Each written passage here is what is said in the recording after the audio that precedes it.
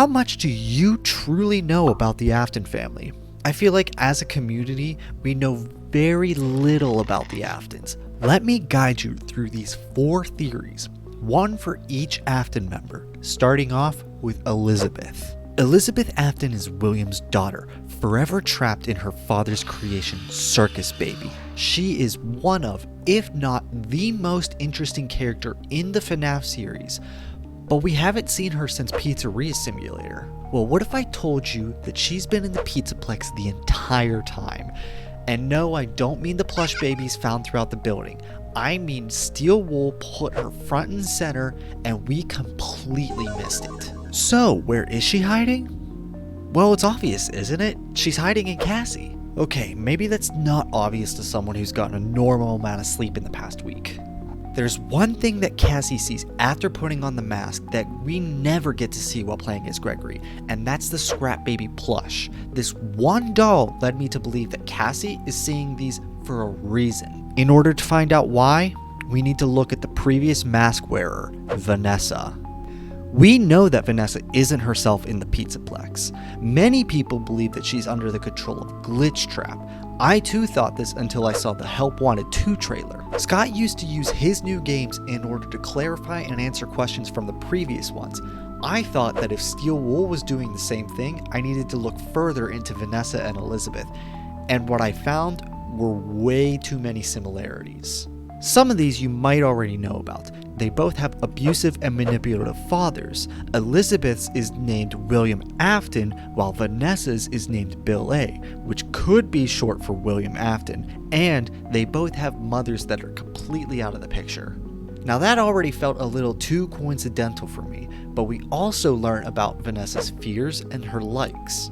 Vanessa comes out and says that she doesn't like dark basements, and when she mentions anything that she does like, it revolves around the sunny outdoors. I think this is all due to her being under Elizabeth's control. After all, Elizabeth would be afraid of dark basements considering she was stuck in the sister location bunker for years.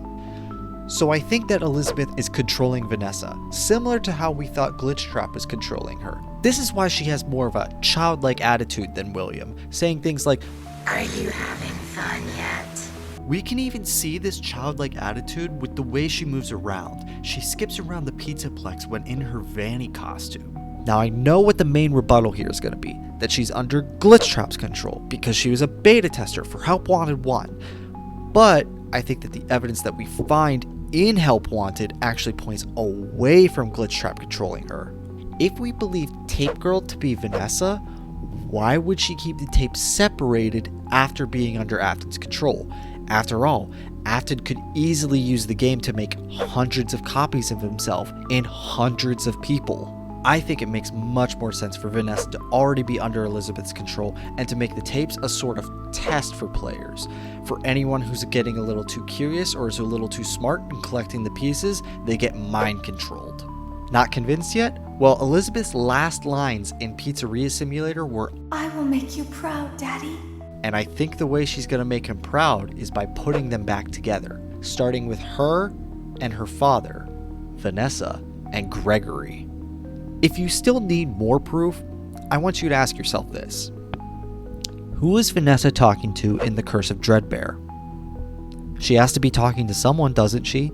If she was under Glitchtrap's control, she wouldn't need to talk to him. He would just control her to do what he wants. But they're talking to each other? If she's under Elizabeth's control, it makes more sense why she's talking to Glitchtrap.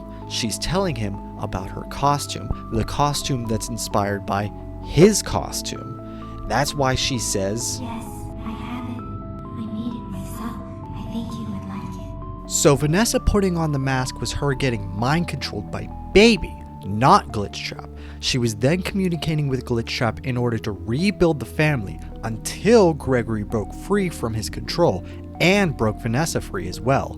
Now, because Cassie has put on the mask, she is now the one under Baby's control. Now that we've covered Elizabeth, let's go over her older brother, Michael.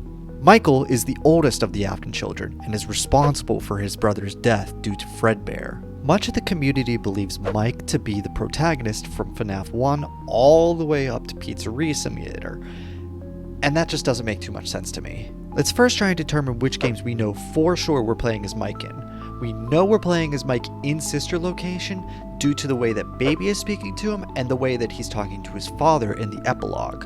Father, it's me, Michael. I did it. I found it. It was right where you said it would be. We also know that we're playing as Mike in FNAF 3 due to what he says in that same epilogue about trying to find his father.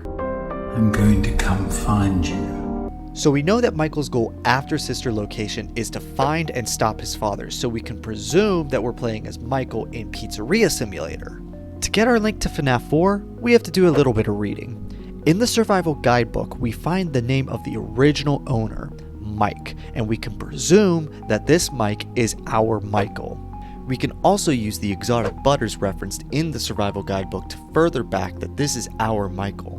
But what links Michael to FNAF 4 are his drawings of Nightmare Fredbear. Nobody else should have been able to see that animatronic except for him, because they were his nightmares. That just leaves FNAF 1 and FNAF 2, and I don't think we're playing as Michael in either of these games. It was presumed that we were playing as Michael in FNAF 1 and FNAF 2 because he was trying to locate his father, and this was backed up by the fact that we found out that Michael looks a lot like his dad in Sister Location. They thought I was you. But I have 3 reasons to believe that we're not playing as Michael in FNAF 1 or FNAF 2.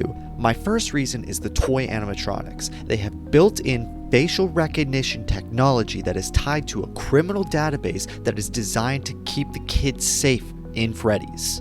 So why would Michael be in a criminal database in 1987? The only thing that I could come up with is that he was charged for his brother's death in 1983. But with the unmarked grave in Midnight Motorist, many people think that this is the gravesite of the crying child. With this gravesite being unmarked, however, many people believe that this incident was swept under the rug in order to protect the Freddy's brand. The other reason I can see the toy animatronics attacking is because they're possessed, but I also don't think this is true. Cyrus Squawks has an amazing video on this topic and more that you should go watch after this video, and I'll be linking in a card and in the description down below. But the basic gist that you need to understand for this video is that the puppet learns its lesson from trying to save the first set of kids. The puppet isn't going to try and save more kids and doom them to the same fate. That's why you see all the bodies lying around in the establishment in the Save Them minigame. None of the bodies were stuffed, and therefore none of them got to possess any of the toy animatronics. Reason number 2 has to deal with the Night Guard's names. In FNAF 2, the Night Guard's name is Jeremy Fitzgerald, and in FNAF 1, the Night Guard's name is Mike Schmidt. Why would Mike be changing his name from establishment to establishment? He doesn't do that in Sister Location. For reason number 3, we have to look at when Mike gets paid. Mike gets paid in 1987, which is 4 years after the incident with his brother. So if we're assuming that Mike is at least 18 in 1987 when he gets this paycheck so that his work life isn't getting in the way of his school life, then he has to be at least 14 whenever his brother gets bit in 1983. Let's try figuring out how old Mike actually is using his father in the background of the FNAF 4 minigames as a reference. The average height of a 14-year-old boy is 64 inches, or 5 feet and 4.6 inches. The average height of a man in the USA is 69 inches, or 5 feet 9 inches. Using the purple man who can be found as an Easter egg as our fully grown reference, Mike doesn't look like he's a few inches shorter than his father. He looks like he's about a foot shorter at least, and that's not taking into consideration that his father is in the background and would be even taller if he was closer. Mike also isn't just abnormally short for his age. All the other kids who help him with his brother are pretty close to his height as well. Similarly, we can't say that his father is just super tall. Because Mike gets mistaken for his father by the Sister Location animatronics, we can assume that he is close to his father's height. If that's the case, Mike would most likely be a lot taller than the other kids so that he would also be super tall. So who do we play as in FNAF 1 and FNAF 2? Well, this leads me into my next theory, which is that we play as William in FNAF 1 and FNAF 2, and the Springlock incident takes place much later than we anticipated. First, let me explain why I think that we're playing as William in the first 2 games. there's one person across the movie and the books that likes changing his name to conceal his identity, and that's William. And I think he's doing the same thing in the games, and the names mean something to him. There's 3 night guards between FNAF 1 and FNAF 2. There's Mike Schmidt from FNAF 1, there's Jeremy Fitzgerald, and Fritz Smith, both from FNAF 2. And all 3 characters share their first name with another character in the FNAF series. Jeremy and Fritz are 2 of William's victims, and Mike is his son, who he abused using the FNAF 4 testing facility. I think William is using these names as a sort of badge of honor to say something like, I manipulated, abused, and killed these kids, and there's nothing you can do about it. William being the night guard also explains why the animatronics are attacking him, as well as how he knows how to successfully tamper with all the animatronics. In FNAF 1, he's trying to find the Spring Bonnie suit again. He doesn't remember where it is because it's been a few years, or maybe they never told him that it got walled off, but after about a week or so, he finds what he's looking for and breaks down the wall. It has to be William who gets into the safe room because Phone Dude never mentions any wall that he has to break down in order to get to Springtrap. So, William took the animatronic components out to melt down for the Funtime animatronics for more experiments. He brings the Spring Bonnie suit back and forth for safety. When the Funtimes turn out to be different, he went back for the shells to see if there was any remaining remnant in them and got stopped by the spirits, getting him spring-locked. Phone Dude returns to see if he can find any other Freddy stuff and finds Springtrap. That just leaves us with our last Afton member, the Crying Child. At this point, I think most of us have heard MatPat's Gregbot theory, the theory that Gregory from Security Breach is actually a robot that's made in the image of the Crying Child. Now I know there are a lot of problems surrounding this theory, a lot of people saying, why would Gregory be a robot? It doesn't make sense, he doesn't act like the Crying Child. But on the other hand, there's just too much evidence that's pointing in the direction of Gregory being a robot. The one thing that I cannot disprove, no matter how long I look at it, is Gregory's vision. For some reason, anytime Gregory gets close to Vanessa, his vision starts distorting like it's an old TV. So instead of trying to disprove Gregbot, I'm going to try and see if I can improve upon it. So we really don't see a lot of the Crying Child during the games, but what we do see is pretty obvious. He's terrified of the animatronics, which kind of the exact opposite of Gregory. Gregory literally fights Monty, Roxy, and Chica all in the same night and constantly gets in and out of Freddy all night long. So how do we explain away one of the main things that we see in this character? Well, let's take a look at what happened after the bite.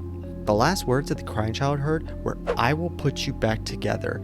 Now most of the community thinks that this is William Afton speaking to his son and letting him know that he's not just going to let him die, but what if we have to take this more literally? What if the Crying Child is in multiple pieces because of the circumstance of his death?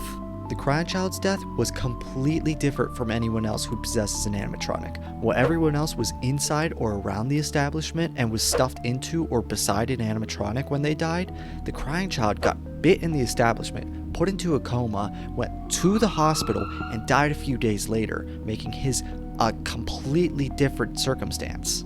This could mean that the Crying Child's soul either got lost or separated during his death. This could help explain how William recreated his son, but also give a reason as to why the Crying Child has such little power in Golden Freddy. After all, the survival guidebook says that he can't even see. So here's what I think happened. William uses what he learns from the Funtime experiments to recreate his son. He creates a robot that looks exactly like him and then finds his favorite toy, the Fredbear plush. He then uses the essence that he can get out of it and injects it into the Gregory robot. William realizes pretty quickly that this robot is not acting like his son completely, and whether or not he realizes, the reason could be due to the fact that his soul is split between Golden Freddy and the Fredbear plush. So what other evidence do I have supporting that Gregory is just an incomplete Crying Child? Well, look no further than the Save Vanny ending. In the Save Vanny ending, we see Gregory, Vanessa, and Freddy all sitting on a hill, with Gregory and Vanessa both eating different types of ice cream. Gregory's choice of ice cream is a Golden Freddy popsicle, which has 2 pieces of symbolism that back up my theory. The bite in the popsicle not only symbolizes the Crying Child's death, but also symbolizes how Gregory is incomplete due to the missing piece in it. And with that, that concludes our 4th and final theory for the Afton family. If you want some more videos from me, check out this video right here about where I think the Mimic's been hiding in the games this entire time, or check out this playlist that contains all my FNAF theories. Thanks again for watching to the very end, and I'll see you in the next video. Goodbye!